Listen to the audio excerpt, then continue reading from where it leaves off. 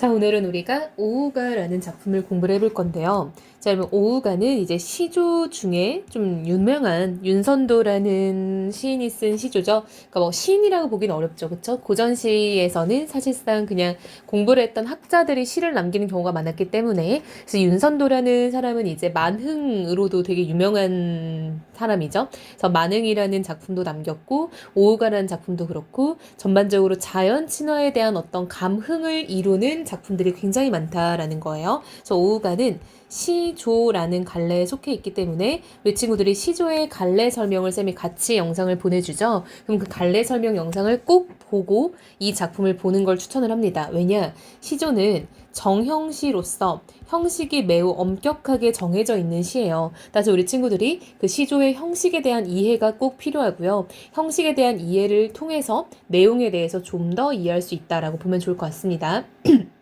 제목은요. 오우가라고 되어 있는데 이 오가 다섯 오자예요. 우는 벗우자고요. 친구란 뜻이죠. 가는 노래 가자입니다. 그래서 다섯 친구에 대한 노래라는 뜻이에요. 자, 우리 한번 같이 읽으면서 정리해 볼게요. 자, 내 벗이 몇이나 하니 수석과 송죽이라라고 되어 있죠. 여러분, 수는요 물이죠. 석은 돌이죠. 송은 소나무고요. 죽은 대나무입니다. 자, 모두 다 뭐예요? 그렇지. 묶어서 우리가 자연물이라고 할 수 있겠죠? 근데 동산에 달이 오르니 기 더욱 반갑고야 해서 이렇게 5개가 완성이 됐어요. 달까지 5개입니다. 두어라 이 5밖에 이 5은 뭐다? 그쵸? 수, 석, 송, 죽, 달도 한자로 쓸게요. 월이라고 할 수 있겠죠. 또 더하여 무엇하리라고 물어봤지만 사실은 질문을 하는 게 아니라 답은 이미 정해져 있죠. 이 외에는 필요가 없다라는 거죠. 자, 이제부터는 이제 뒤에 5개가 더 이어질 건데 각각의 어떤 소재에 대한 이야기들이 이어질 거예요. 자, 2주를 봤더니 구름빛이 좋다 하나 검기를 자로한다. 바람소리 맑다 하나 그칠 적이 한오매라 이렇게 시작하고 있죠. 자, 여러분 우리 친구들이 고전 시가를 공부할 때는 어휘 정리를 많이 해놔야 되는데요. 구름빛이 좋다 원래는 이렇게 썼거든요. 이렇게 지읒으로 시작하는 좋다는 우리가 깨끗하다라고 해석을 합니다. 그럼 우리 친구들이 알고 있는 현대어의 좋다 있죠. 이거는요. 중세국어 당시에는 디귿으로 시작하는 교타였었어요. 그래서 여기서는 구름빛이 깨끗하다 하나라고 해석을 해줘야 돼요. 구름빛이 깨끗하다고 하지만 검기를 자주 한다 이런 말이에요. 즉 구름은 깨끗했다가 검게 변했다가 자주 변한다라는 거예요. 즉 구름은 변화가 많은 존재인 거예요. 자, 바람 소리가 맑다 하나 그칠 적이 하다라고 되어 있죠. 자, 여러분 하다는요. 많다예요. 많다. 그래서 바람 소리도 맑다고 하지만 그칠 때가 참 많다.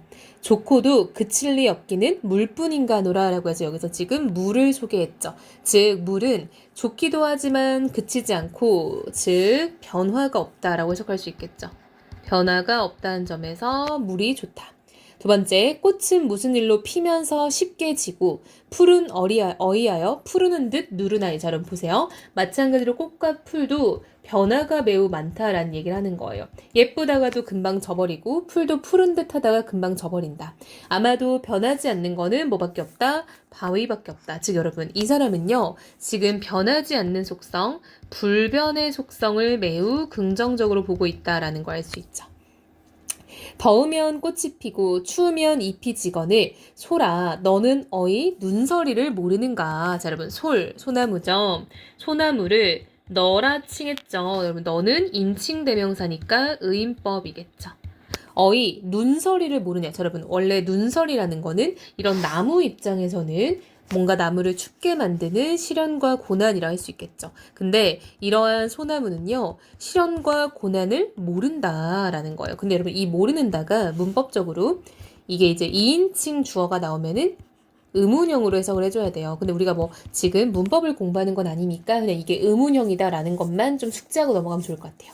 구천의 뿌리 고든 줄을 근로하여 아노라. 즉 근로하여 아는 한 뭐야? 너를 통해 알게 됐다라는 거죠. 뿌리가 곧다라는 것도 여러분 약간 좀 고듬, 강직함, 변화없음 이런 내용이겠죠. 자, 이어서 볼게요. 나무도 아닌 것이 풀도 아닌 것이 곡기는 누가 시켰으며 속은 어찌 비었는가. 자, 뭐에 대한 묘사 대나무죠.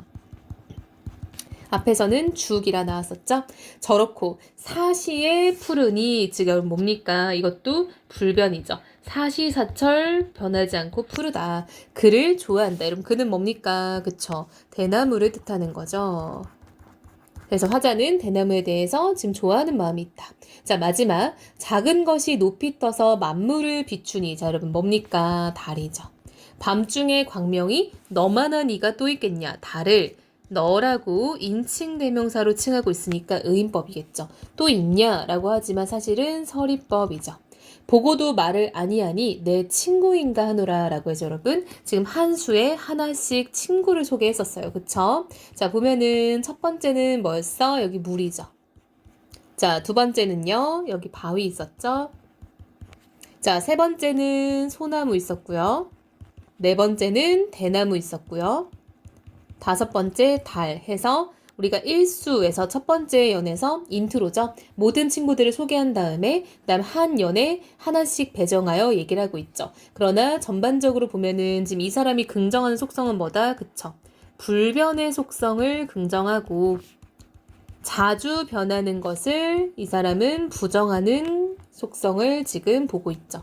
이 긍정이라는 건 지향점이라고 봐도 무방합니다. 그쵸?